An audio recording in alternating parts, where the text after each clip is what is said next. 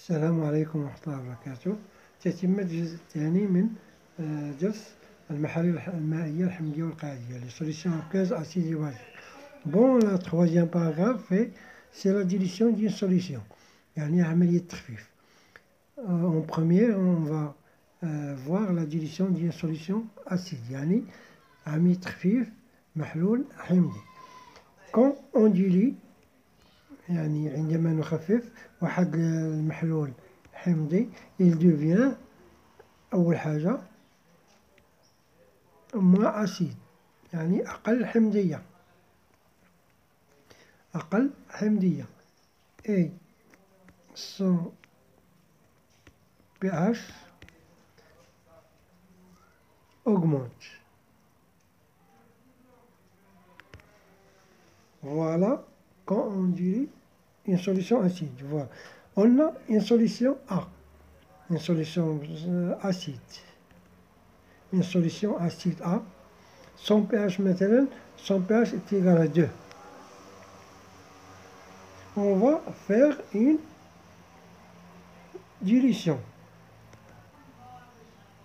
يعني عملية تخفيف. بعد نديرو هاد عملية التخفيف ضروري هذه مهمة، il faut verser l'acide dans l'eau et non pas le contraire. يجب أن نسكب الحمض قطرات على الماء، نقطة avec une pipette، وليس أن نسكب الماء على الحمض لأنه يتطاير. هذه مهمة. إذا بعد غنخو هذاك الحمض في واحد مثلا 100 مليلتر ديال الماء ونوغا une autre solution. Cette solution A devient une autre solution B. Et son pH, il n'aura pas la valeur 2, mais aura une valeur plus que 2. Maintenant, إما 2,5 أو 3 أو 4 أو 5، يعني خاص ما تكونش 2 لأنها تكون الباج قلنا أوغمونت، يعني الباج ديما كيكبر والاسيديتي كتنخفض. يعني في une dilution l'acidité diminue et le pH augmente. Voilà pour la dilution d'une solution acide. On verra la dilution d'une solution basique. Pour la dilution d'une solution basique أو عملية تخفيف لمحلول قاعدي، quand on dilue une solution basique il devient moins basique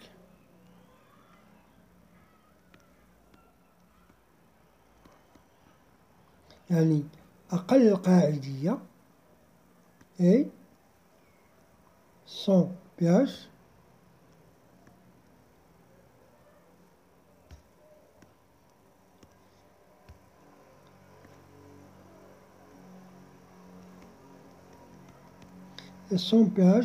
diminue. فوالا، يعني بعد كنديرو عملية تخفيف كيولي أقل قاعدية وتولي البياش كينقص. إذا مثلا عندنا إن سوليسيون بازيك سي هي هادي، البياش ديالها مثلا سوليسيون بازيك البياش كبر من 7، يعني نعطو 13. إذا غنديرو اون ديليسيون، غنديرو يعني هاد لا سوليسيون بازيك هي هادي، غنخوها فين؟ غنخوها في 100 مليلتر دو لو. on aura une autre solution D هي هادي، الباج ديالو واش غيكون كبر من 13 ولا أقل من 13؟ حناش قلنا الباج ديالها ديميني دونك elle sera inférieure à 13، donc elle sera 12,5 مثلا، ou bien مثلا 12، ou bien مثلا 11، ou bien 10 بحال هاكا. ممكن يبقى غادي ويهبط يعني، ولكن ما يوصلش ل7. هذه أهم حاجة، ما كيوصلش ل7. إذا هذه لا dilution. On verra c'est quoi la dilution. La dilution d'une solution est un procédé consiste à obtenir une solution moins acide ou bien moins basique à celle de départ. يعني هذه طريقة باش كنحصلوا على واحد المحلول غير مركز. إذا هذه عملية تخفيف، غنقولها لكم بالعربية. إذا عملية التخفيف هي طريقة للحصول على محلول أقل حمضية أو قاعدية من المحلول الأولي. إذا هذه هي الطريقة ديالو. نحاولو نشوف أمور أخرى. Donc la dilution d'une solution est un procédé qui consiste à obtenir une solution moins acide ou moins basique à celle du départ. يعني أنا نحاول نترجموها، عملية تخفيف لمحلول المائي هي الطريقة للحصول على محلول أقل حمضية أو أقل قاعدية من المحلول الأولي. إذا مثلا نأخذ واحد الحمض، مثلا محلول حمضي، ها هو مثلا هو هذا واحد المحلول حمضي أ، عنده الباج ديالو تساوي أ. إذا اللي درنا ليه عملية لا ديليسيون، عملية تخفيف، اش كيدير؟ يقدر يعطينا نديروه بلون مغير، يقدر يولي هنا، يقدر يولي هنا، يقدر يولي هنا، يقدر يولي هنا، يقدر يولي هنا، المهم ما يوصلش ل7، يعني يقدر يكون في هاد البلايص. يعني الباج ديالو غادية وكتكبر، والنومبر ديال اش بليس غادية وكتصغر، والحمضية لاسيديتي غادية وكتصغر، الديميني. إذا ثلاث الحوايج. إذا في عملية التخفيف يعني لا ديليسيون ديال سوليسيون اسيد، ثلاث الحوايج: لو بي اش اوغمونت، نومبر دي ديزيون اش بليس ديميني، لاسيديتي ديميني. هذه بالنسبة واحد هذا محلول حمضي، سوليسيون اسيد. ندوزو دابا المحلول مثلا قاعدي. خدينا مثلا واحد المحلول قاعدي هنا نسموه بي، يعني الباج ديالو هنا غتكون مثلا 13. إذا إلا مشينا درنا ليه لا ديليسيون يعني عملية تخفيف، يقدر يولي، ندير واحد اللون آخر، نديرو لون آخر من غير هذا، يقدر يولي هنا، يقدر يولي هنا، يقدر يولي هنا، يقدر يعني يقدر يكون 12 11 10 9 8، المهم ما يوصلش ل7. إذا يقدر يكون هنا.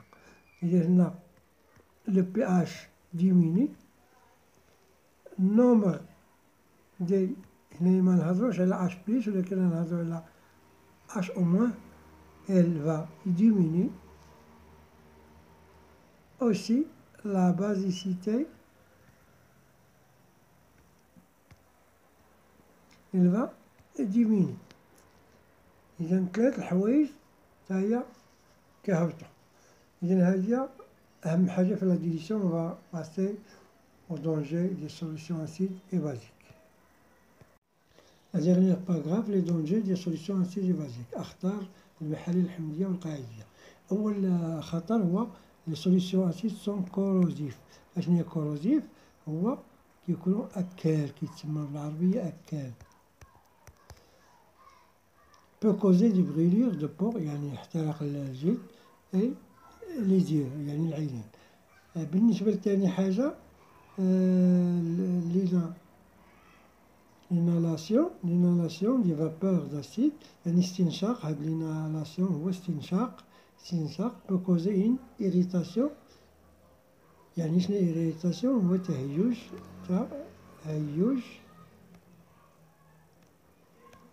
هذا هو استنشاق. نكتبوها هنا استنشاق يعني يوقع تهيج et des brûlures au système respiratoire، يعني واحد احتراق في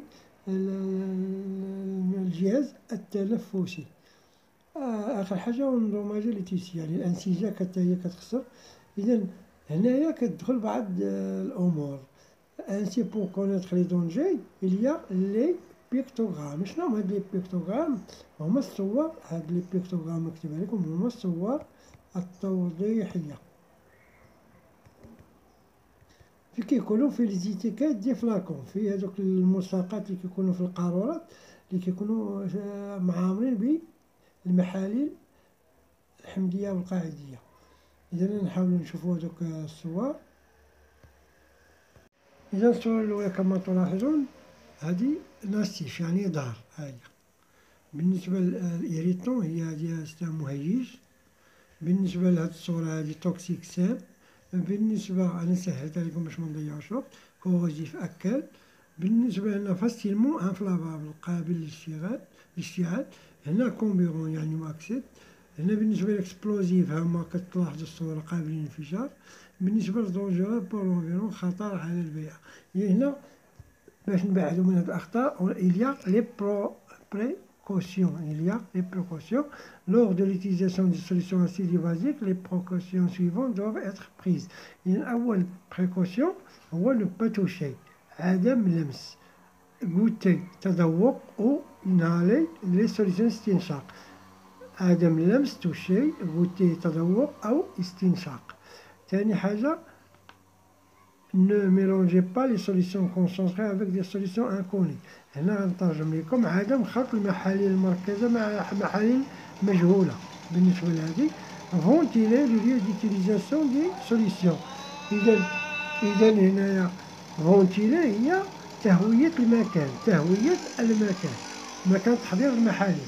بالنسبة لهنا ajouter de l'acide à l'eau pour éviter la volatilisation des gouttes d'acide. هنا قال لك ضروري إضافة الحمض إلى الماء وليس العكس. إذا درتي الحمض إلى الماء وما ديرش الماء إلى الحمض، لأنه كتكون تطاير ديال لي غوتلات يعني القطرات ديال الحمض.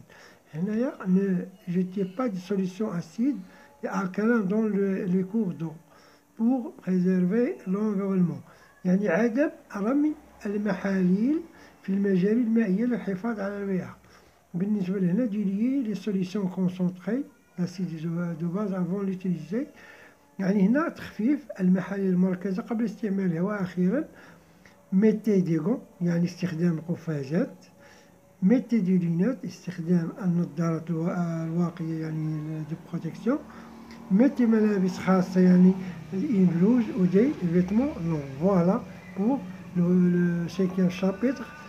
وإلى حصة قادمة لنرى بعض التمارين وإلى فرصة أخرى.